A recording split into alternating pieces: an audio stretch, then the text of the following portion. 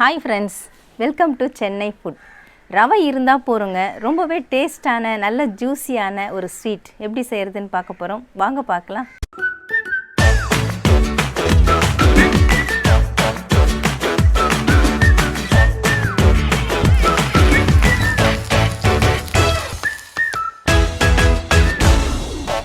pan நல்லா சூடாயிடுச்சு.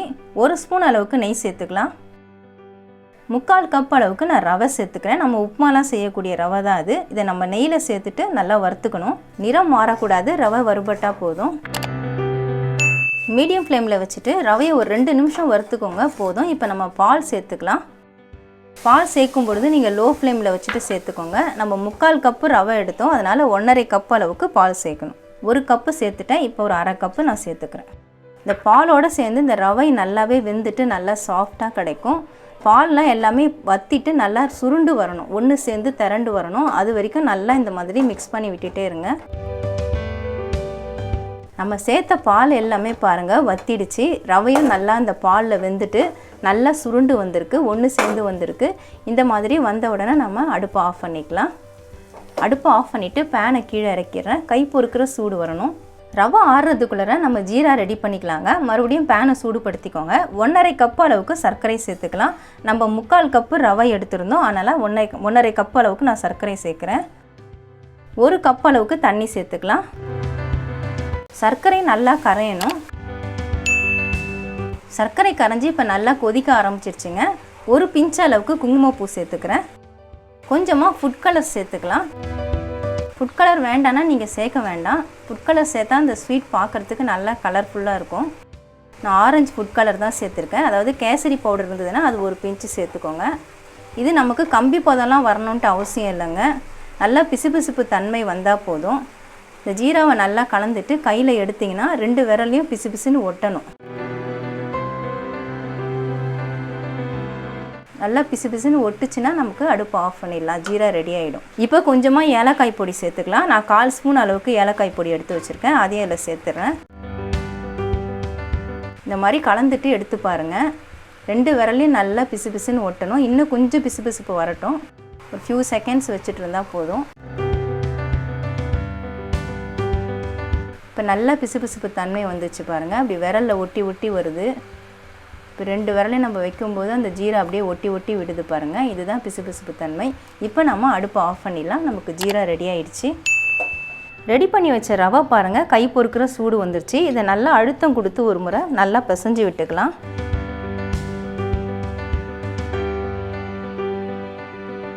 இது கூட சேர்க்கறதுக்காக நான் 2 டேபிள் ஸ்பூன் அளவுக்கு மில்க் பவுடர் தான் சேர்க்க போகிறேன். இந்த ஸ்பூனில் நான் 2 ஸ்பூன் அளவுக்கு சேர்த்துருக்கேன். சேர்த்துட்டு நல்லா ஒரு முறை சேர்த்து பசைஞ்சிக்கலாம். மில்க் பவுடர் சேர்த்துட்டு பசைஞ்சிட்டேங்க. பாருங்கள் இந்த அளவுக்கு நல்லா சாஃப்டாக இருக்கும். இப்போ இதிலேருந்து நம்ம சின்னதாக ஒரு பால் சைஸ்க்கு எடுத்துக்கலாம். இந்த மாதிரி எடுத்துக்கோங்க. எனக்கு கையில் ஒட்டலை, நான் நெய் எதுவுமே தொடலை. சப்போஸ் உங்களுக்கு கையில் ஒட்டுச்சுன்னா கொஞ்சமாக நெய் தொட்டுக்கோங்க. கொஞ்சம் சின்னதாக பால் மாதிரி எடுத்துகிட்டு இந்த மாதிரி உருட்டிக்கோங்க. உருட்டிட்டு 2 கையை வச்சு நல்லா உருட்டிக்கோங்க. இந்த மாதிரி உருட்டிக்கோங்க. உருட்டிட்டு இந்த மாதிரி ஒரு ப்ரெஸ்ஸிங் இப்படி கொடுத்துருங்க. ப்ரெஸ்ஸிங் கொடுத்துட்டு இந்த ஓரங்களை அப்படியே கொஞ்சம் சரி பண்ணி விட்டுக்கோங்க. அப்போ தான் இந்த வெடிப்புகள்லாம் இருக்காது. இந்த மாதிரி பண்ணிக்கோங்க.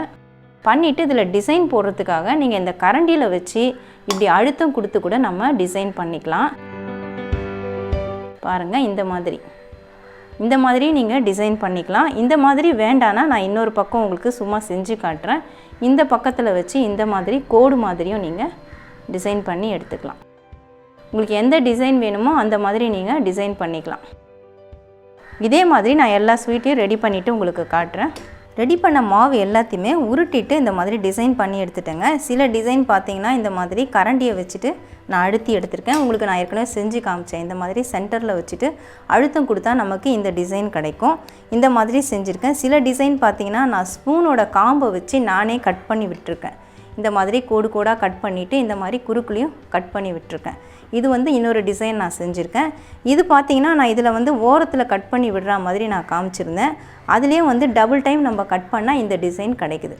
இந்த மாதிரி உங்கள் விருப்பம் தாங்க டிசைன் பண்ணுறதெல்லாம். உங்களுக்கு எந்த டிசைன் பிடிச்சிருக்குதோ நீங்கள் அந்த மாதிரி பண்ணிக்கலாம். இல்லை டிசைனே வேண்டானா நீங்கள் ப்ளைனாக கூட பண்ணிக்கலாம். இப்போ இது எல்லாத்தையும் பொரிச்சு எடுத்துக்கலாம். எண்ணெய் நல்லா சூடாயிடுச்சுங்க. சூடான உடனே லோ ஃப்ளேமில் வச்சுருங்க. வச்சுட்டு இப்போ ஒவ்வொரு பீஸாக எண்ணெயில் போட்டுக்கலாம். ஒரு பக்கம் நல்லா செவக்கணும். செவந்ததுக்கப்புறமா தான் நம்ம திருப்பி விடணும். லோ ஃப்ளேமில் வச்சுட்டு நான் ஒரு 5 நிமிஷமாக பொரிச்சிட்ருக்கேங்க. இது ஹை ஃப்ளேமில் நீங்கள் வைக்கக்கூடாது, இல்லை மீடியம் ஃப்ளேம்லேயும் வைக்கக்கூடாது. அப்படியே உடஞ்சி பிரிஞ்சு வந்துடும். லோ ஃப்ளேமில் வச்சு தான் இதை பொரிக்கணும். பாருங்கள், நல்லா 2 சைடுமே கோல்டன் கலரில் வந்துருச்சு. இப்போ ஒரு பீஸாக நம்ம எடுத்துக்கலாம். எடுத்துகிட்டு ஜீராவில் போட்டுடலாம். எண்ணெய் வடியை விட்டுட்டு எடுத்துக்கோங்க. நான் இந்த பீஸை ஜீராவில் போடுறேன். இதே மாதிரி எல்லா பீஸையும் நம்ம ஜீராவில் போட்டுக்கலாம்.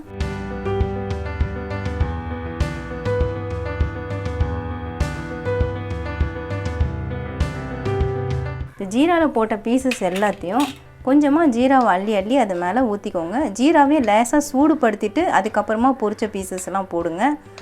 இந்த மாதிரி ஜீராவை எல்லாத்தையும் அள்ளி ஊற்றி விட்டால் நல்லா ஜீரா எல்லாமே இறங்கிட்டு இந்த ஸ்வீட் நல்லா ஜூஸியாக இருக்கும்.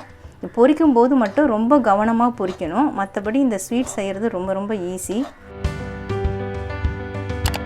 இதே மாதிரி ஜீராவை அள்ளி ஊற்றிட்டு ஒரு 5 நிமிஷம் நீங்கள் ஊற விட்டுட்டு 5 நிமிஷத்துலேருந்து 10 நிமிஷம் வரைக்கும் ஊற விடலாம். ஊற விட்டுட்டு சாப்பிட்டா அவ்வளோ டேஸ்ட்டாக இருக்குங்க. நல்லா சாஃப்டாகவும் இருக்கும், ஜூஸியாகவும் இருக்கும், ரொம்ப டேஸ்ட்டாகவும் இருக்கும்.